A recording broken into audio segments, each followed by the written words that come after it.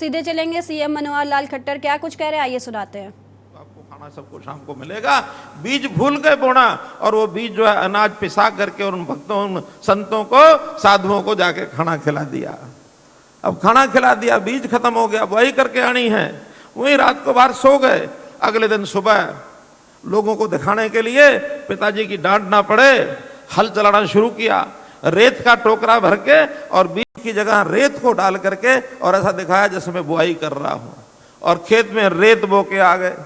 शाम को पिताजी ने पूछा कि बुआई करा है? कि हाँ, मैं खेत में बो आया हूं सब कुछ। क्या बो के आया हूं? नहीं बताया।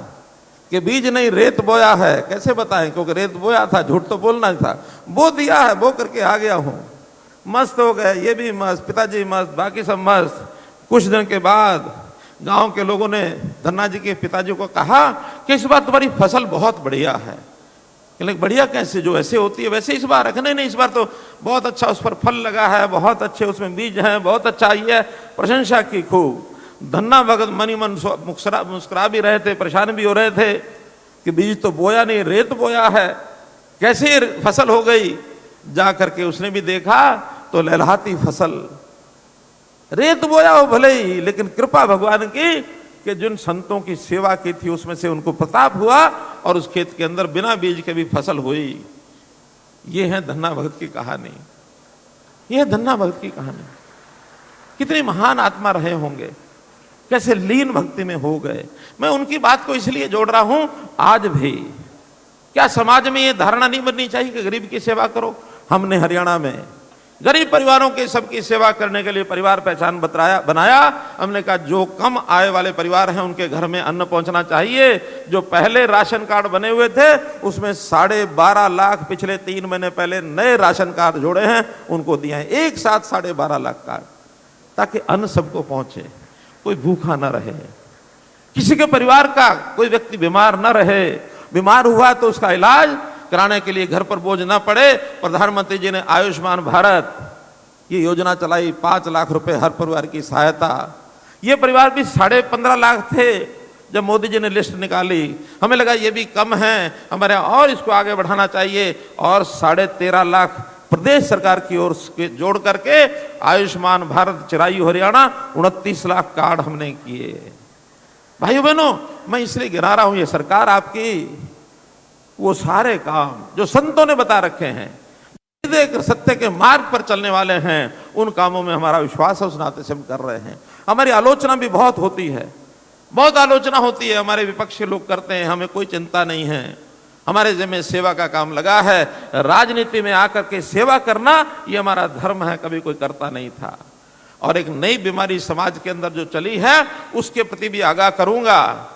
पिछले 8 साल से देख रहा हूं मैं, ये राजनीतिक लोग समाज को जातियों में बांटते हैं कि जातियों में बांट करके ये जाति मेरी, ये तुम्हारी, ये इसकी, ये उसकी, इस प्रकार से चलते रहे हैं। हमने 2014 में संकल्प लिया था भाइयों बहनों कि हरियाणा हरियाणवी एक होकर के बनेगा। हरियाणा एक, हरियाणवी एक, जाति पाति से ऊपर उठेंगे। ये संतों की भी जाति पातियां तो थी ही सही, ऐसा नहीं कि नहीं थी, लेकिन कभी भी किसी संत ने किसी एक जाति का संत होकर के कभी भी चाल चलन नहीं किया। उनका व्यवहार सारे समाज को मानवता लेकर के चलता रहा। भगत कबीर, उनका एक दोहा हमने सुना है, कबीरा खड़े बाजार में, क्या है आगे, कबीरा खड़ा बाजार में सबकी मांगे खैर, ना काऊ से दोस्ती ना काऊ से बैर। अब थे तो वो भी किसी एक समाज से पैदा हुए, लेकिन उन्होंने कभी भी, और मैं तो इतना प्रभावित हुआ इस वाणी से, मैंने जब भगत कबीर की जयंती पर गया था, मैंने उसी दिन घोषणा की कि मेरे घर का नाम भगत कबीर कुटीर रहेगा, और उसी दिन बोर्ड लग गया था भगत कबीर कुटीर का। उसी दिन का संत धन्ना भगत हुए होंगे किसी जाति के अंदर पैदा, लेकिन जाति के संत नहीं हैं, वो सारे समाज के संत हैं। उन्होंने भी गुरुवाणी में जो कुछ लिखा है, उस गुरुवाणी में लिखा हुआ मैं आपको पढ़ के अगर सुनाऊं तो आपको ध्यान में आएगा। गुरु ग्रंथ साहब जी ने लिखा है, जोत समाई समाणी जाके अछली प्रभु पहचानया। उनका जिसके जीवन में प्रकाश होता है उसी को प्रभु की पहचान हो जाती है।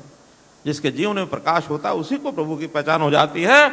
आगे लिखता है, धन्य धन पाया धरणीधर, धन्य धन पाया धरणीधर, मिली जन संत समाणया। धन्ना भगत कहते हैं कि उनका प्रभु से मिलन हुआ है, जो सृष्टि पालक प्रभु हैं उनका जो मिलन हुआ है, संत संगति को पाकर प्रभु के साथ वो आत्म साथ हो गए हैं। यानी कितना बड़ा विचार उनका। ऐसे संत को भुला बैठे, तो ऐसे संत को भुलाना नहीं है। हमने उनके जीवन को शिक्षा लेते हुए, और चाहे वो हैं चाहे उनके समय के और संत हुए हैं। मैं बताया कि 50 साल के बाद गुरु नानक देव जी भी हुए हैं। इस क्षेत्र में, इलाके में गुरु नानक देव जी की वाणी का भी बड़ा प्रसार है। गुरु नानक देव जी ने 3 शब्द हमको दिए थे। उन्होंने कहा था कि कृत करो, अर्थात मेहनत करो, ईमानदारी से करो। दूसरा उन्होंने कहा था कि नाम जपो, भगवान को याद करो। तीसरा कहा था वंड छको, कि गरीब को सहायता करो, सब में बांट करके खाओ। तो सब बांटेंगे, समाज का एक दर्शन ये उन्होंने हमारे सामने रखा था। तो ऐसा करते करते मेरा तो यही कहना है कि संतों की इन वाणी को याद करते हुए मैं तो धन्ना भगत जी के नाम को, उनकी यादगार अमर बनी रहे, इसके लिए कुछ बातें जरूर आपको कहना चाहूंगा। एक तो कहीं ना कहीं हमारी जो पाठ्य पुस्तकें हैं, संतों का जहां उल्लेख होगा वहां धन्ना भगत जी के नाम का भी उल्लेख जरूर कराएंगे, ताकि उनको हम याद रखें। अभी पीछे वक्त एक छोटे से ब्रेक का, जल्द हाजिर होंगे। आप देख रहे हैं के न्यूज, खबरों का सारथी। ब्रेक के बाद आप सभी का स्वागत है। सीधे चलेंगे कैथल, जहां सीएम मनोहर लाल खट्टर क्या कुछ कह रहे हैं, आइए सिखाते हैं। वो किया जाएगा।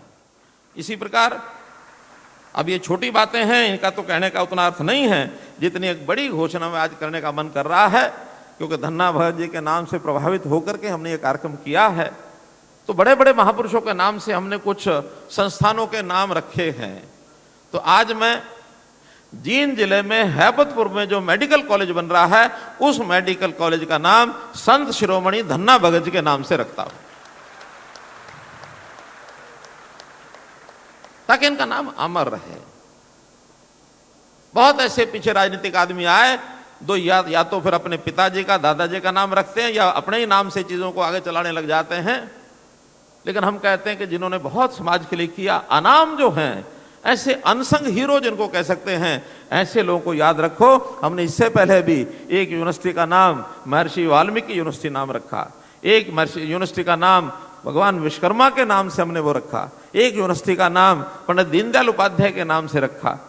ऐसे ही पिछले दिनों में एक मेडिकल कॉलेज का नाम गुरु रविदास जी के नाम से रखा। तो आज उसी कड़ी में एक मेडिकल कॉलेज का नाम महर्षि संत शिरोमणि धन्ना भगत जी के नाम से उस मेडिकल कॉलेज को मैं रख रहा हूं। कुछ गांव की मांगे भी मुझे दी गई हैं, हालांकि आसपास के इलाके की भी मांगे आई हैं, क्योंकि यहाँ तो जन समाज केवल गांव का नहीं, आसपास के गांव से या विधानसभाओं से भी आया है, कई जिलों से भी आया है। तो मैं आज तो थोड़ी मांगे केवल इस गांव की हैं, उसकी अनाउंसमेंट कर रहा हूं। बाकी विधानसभाओं की जितनी अनाउंसमेंट हैं, जब जब भी वहां जाना होगा